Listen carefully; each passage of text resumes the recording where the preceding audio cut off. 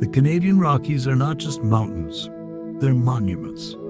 Etched by time and torn by the Earth's restless crust, these peaks have stood watch for over 100 million years. A range born from the clash of tectonic titans, lifted skyward as continents collided. Here the land wears its history in every crag and cliff. Layers of limestone, once the floor of ancient seas, now tilt skyward like the pages of a geologic book, telling a story older than any nation. At the feet of these giants, glacial lakes gleam like scattered jewels.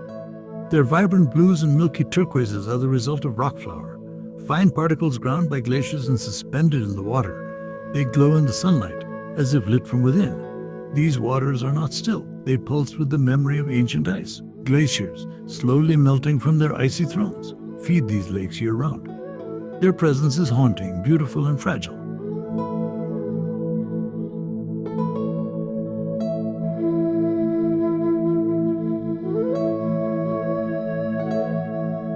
Life here is a masterclass in resilience. Mountain goats, born acrobats, dance along vertical cliffs with impossible grace.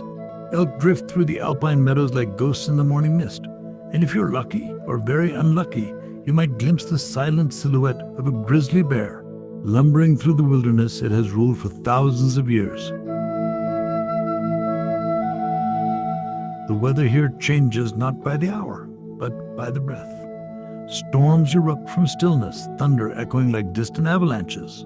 And then, just as suddenly, silence returns. A silence so deep it feels sacred. Between Jasper and Banff, the Icefields Parkway winds its way through the spine of the Rockies, a 230-kilometer journey through geological grandeur. Along the way, glaciers hang from peaks like frozen waterfalls. Waterfalls burst from canyon walls, and valleys unfurl like ancient scrolls. This road is more than a route. It's a pilgrimage through one of Earth's great wilderness cathedrals.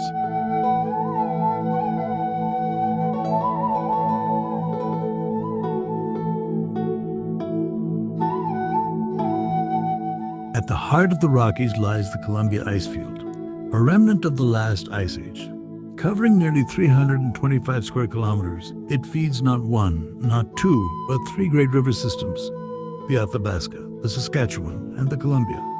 From here, water flows to three different oceans. The Rockies are not just mountains, they are the beating heart of a continent. But this heart is changing. The glaciers shrink year by year, retreating under the weight of a warming world. What once took thousands of years to form can disappear in a lifetime.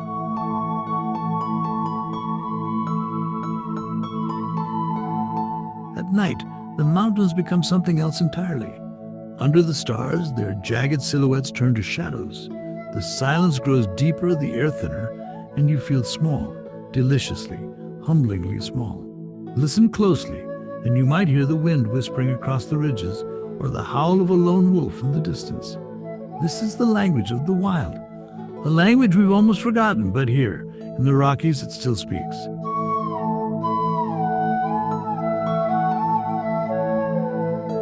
Every visitor here comes seeking something: solitude, perspective, beauty. And every one of them leaves changed, because this isn't just a place. It's an experience, a feeling, a lesson in scale and stillness and the sheer indifference of nature to human concerns. In the Rockies, time stretches and deepens. Mountains rise not to challenge us, but to remind us how young we are, how small, and how lucky we are to stand among giants. Twice a day the sea leaves, and twice a day it comes surging back, rising faster than a galloping horse, reshaping the coast as it goes. This is the Bay of Fundy, home to the highest tides on Earth, and it is alive.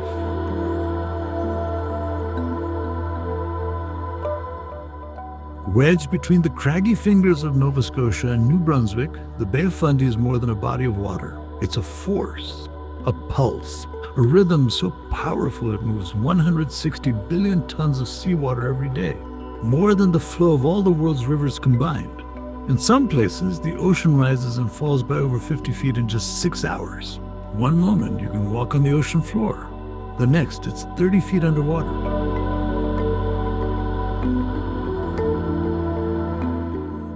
This tidal phenomenon is caused by the unique shape and depth of the bay, which acts like a natural funnel. As the Atlantic tides roll in, the narrowing shoreline amplifies the water's movement, creating a dramatic vertical shift unlike anywhere else.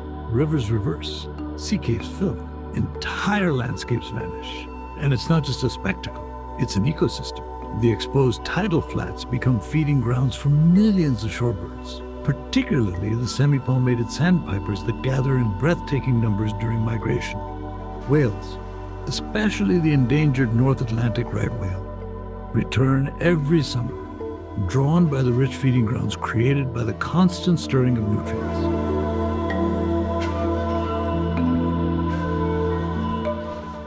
The coastline itself tells the story of time. Towering cliffs, twisted fossils, and sandstone arches have been carved by the tide's relentless hand. The Hopewell rocks, elegant, slender pillars of stone, stand like ancient watchmen, their bases sculpted thinner each year by the powerful tidal surges. Walk among them at low tide, paddle around them at high.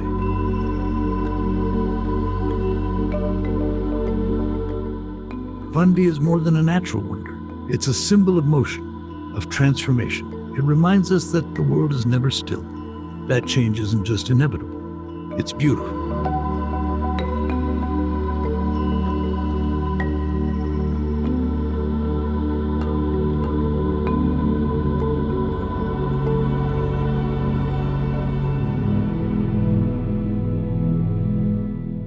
This is the quiet heart of Canada, a place of endless trees, ancient rhythms, and deep silence. The Boreal Forest stretches across nearly 60% of the country, from the Yukon to Newfoundland, from the shadow of the Rockies to the Atlantic coast, a vast green ocean of pine, spruce, and tamarack. It's one of Earth's largest ecosystems.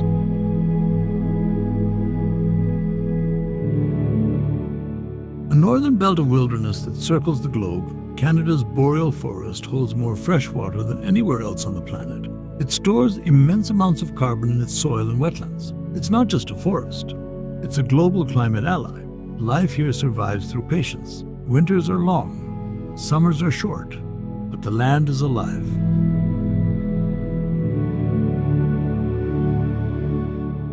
Moose move through misty marshes. Wolves travel in silent packs. Caribou migrate through muskeg and snow. Tiny warblers fly thousands of kilometers each spring just to nest in the branches. The forest speaks in quiet ways. It doesn't overwhelm, it endures. Beneath the moss and fallen needles, the ground holds the memory of fire, frost, and time. In some places, peat has been forming undisturbed for thousands of years. This land is not empty. Indigenous nations have lived with it for millennia. They know its medicines, its dangers, and its spirit. Their languages hold names for each tree, each bend in the river, each change in the wind. But the forest is not untouched. Logging roads carve through it. Wildfires, worsened by a warming planet, rage larger and hotter. Mining, oil, and gas all reach deeper each year. The balance is delicate, and once lost, slow to return. Still, the forest persists. It grows back. It adapts. In burned clearings, new growth pushes up.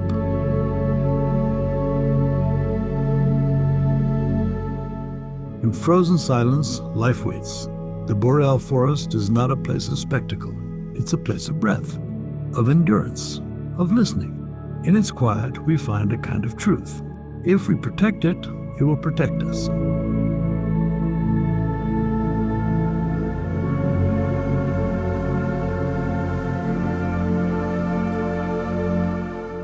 In the rugged heart of Jasper National Park, where glacier-fed rivers carve through stone, Athabasca Falls roars with unstoppable power. It's not the tallest waterfall in Canada, but height isn't what defines it.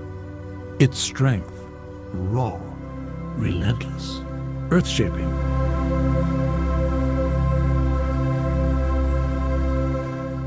The water begins high in the Columbia icefield, born from ancient glacial melt. Cold, clear, and full of momentum, the Athabasca River gathers force as it winds through the Rockies. When it reaches the narrow canyon near the falls, all that energy is unleashed in a thunderous drop, just 23 meters high, but ferociously powerful.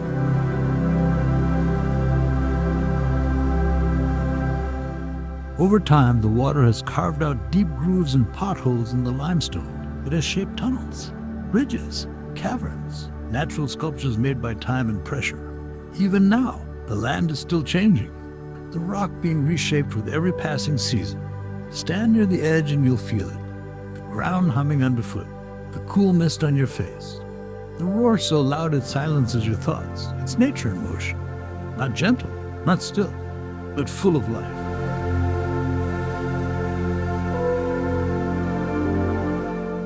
For generations, the indigenous peoples of this region have lived alongside the Athabasca River.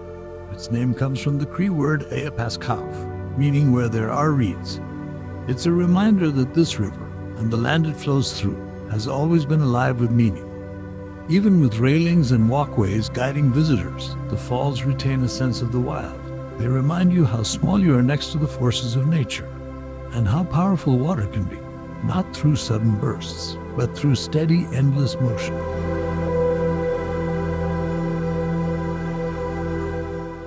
Athabasca Falls is a place to witness transformation. Stone worn smooth, sound turned to silence, movement frozen in memory. It's not just a waterfall, it's a force that speaks if you stop to listen.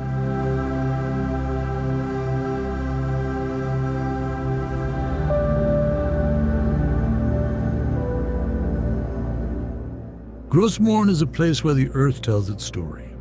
Towering cliffs, ancient mountains, deep fjords carved by glaciers. Everything here speaks of time. Slow, powerful time that shaped the land long before we arrived. This park holds some of the oldest exposed rocks on the planet. It's one of the few places where you can see the Earth's mantle on the surface. Pushed up through tectonic shifts, these rocks reveal how continents formed, how oceans opened and closed. This is why Gros Morne is a UNESCO World Heritage Site. It's a living classroom of geology.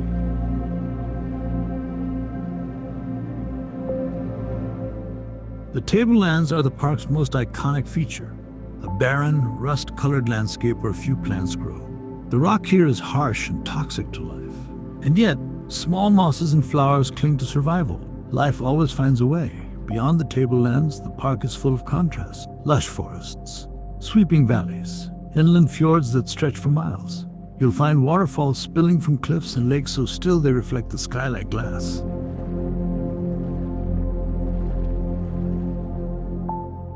Wildlife thrives here. Caribou roam the open spaces. Black bears move through the woods. Whales breach just off the coast. This is a place of constant motion, even in its stillness. People have lived in and around Gros Morne for generations. Indigenous communities and coastal villages have deep connections to this land. It's not just protected wilderness, it's part of people's lives. The park spans nearly 2,000 square kilometers. Each trail, each ridge, each rocky shoreline tells a piece of the story. And yet, Gros Morne is quiet. It doesn't shout, it whispers. You have to slow down to hear it. It reminds us how small we are next to the forces that shape the world, and how beautiful it is to be part of something so vast, so old, so alive.